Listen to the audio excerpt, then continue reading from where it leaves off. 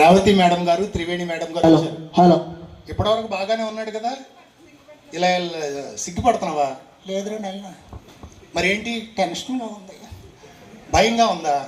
ధైర్యం తెచ్చుకోవాలమ్మా. ఏంటే ధైర్యాన్ని తెచ్చుకోవాలి. ఎక్కడ అమ్ముతారా? ఇటు ధైర్యాన్ని కూడా అమ్ముతారు ఎవరైనా. నీకు నువ్వుగా తెచ్చుకోవాలి గట్టిగా. నమస్కారం అండి,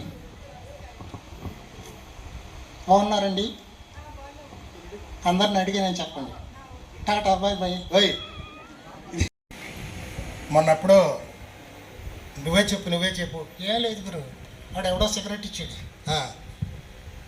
కాల్చా అన్నాడు. సరదా కోసం కాల్చాను.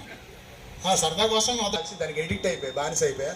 అది పీక్కోలేక దేవుళ్ళ మీద కూడా ఒట్లేసా, మానుకోలేకపోయాను. చివరికి భగవంతుడి దయ వల్ల దండయాత్ర కార్యక్రమం ఎందుకు చేస్తున్నామంటే, చాలా మంది స్టూడెంట్స్ కానీ ఎవరైనా వర్క్ చేసే వాళ్ళు కానీ వాళ్ళకి తెలియకుండానే డ్రగ్స్కి ఎడిక్ట్ అయిపోతున్నారు. ఇప్పుడు చాలా మంది ఈ డ్రగ్స్ కేసులు అనేవి పెరుగుతూ ఉన్నాయి. అందుకే వాటి మీద అవేర్నెస్ కల్పించడానికి మేము ఇది స్టార్ట్ చేసాము. విజయవాడ సిపి రాజశేఖర్ బాబు గారు అండ్ డీసీపీ మేడం అందరూ మా 5గురిని సెలెక్ట్ చేసి ఈ డ్రగ్స్ పై దండయాత్ర అనే కార్యక్రమం 34 days 5-10 kilometers మేము ఈ సైకిల్పై ర్యాలీ చేస్తున్నాము.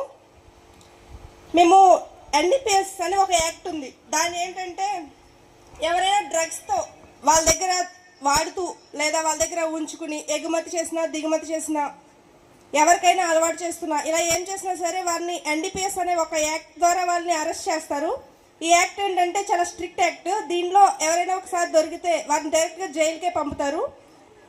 ఈ యాక్ట్ వల్ల ఎక్కువ మొత్తంలో జరిమానా ఉంటుంది, అదేవిధంగా శిక్ష కూడా ఉంటుంది. ఒక్కసారి కనుక ఎవరైనా ఎన్డీపీఎస్ యాక్ట్లో జైలుకి వెళ్ళారంటే వాళ్ళ పేరు అనేది CCTVNS అనే పోర్టల్లో ఎంటర్ అయి ఉంటుంది. నెక్స్ట్ ఏదైనా జాబ్స్కి కానీ దేనికైనా సరే ఒక క్రిమినల్ అనే ఒక ముద్ర అనేది ఉండిపోతుంది. మేము ఎందుకు ఇలా అవేర్నెస్ కల్పించాలని అనుకున్నామంటే, చాలామంది చిన్నపిల్లలు ఫర్ ఎగ్జాంపుల్ స్కూల్ స్టూడెంట్స్ అయితే చాక్లెట్స్ రూపంలోనూ లేదా ఇతర పదార్థాల రూపంలో వాళ్ళకి తెలియకుండానే వాటికి ఎడిక్ట్ అవుతున్నారు. ఎలా అంటే, ఎవరో ఒక వ్యక్తి మేబీ అతను తెలిసిన వాడైనా అయ్యి ఉండొచ్చు, తెలియని ఎవరైనా కూడా అయ్యి ఉండొచ్చు, స్కూల్స్ బయట లేదా కాలేజెస్లో బస్ స్టాండ్లో వాళ్ళు ఉంటారు. వాళ్ళు అలవాటు చేస్తారు మెల్లమెల్లగా. పిల్లలకైతే చిన్న బడ్డీలు ఉంటాయి కదా స్కూల్ బయట, వాళ్ళకి తెలియకుండానే స్టార్టింగ్ అలవాటు చేసి వాళ్ళు దానికి ఎడిక్ట్ అయిన తర్వాత వాటిని డబ్బులకి ఇస్తూ ఉంటారు. అంటే ఎలాగంటే, ఒకసారి మనం డ్రగ్స్కి ఎడిక్ట్ అయ్యామంటే అవి లేకపోతే మనం ఇంకా ఉండలేమో అనే స్టేజ్కి వెళ్ళిపోతారు. ఆ డ్రగ్స్ అనేవి మన బ్లడ్లో కలిసిపోయి ఇంకా అవి లేకపోతే అతని హెల్త్ అంతా పాడవుతుంది. ఎలా అంటే, ఆ డ్రగ్స్ లేకపోతే బతకలేనన్న స్టేజ్కి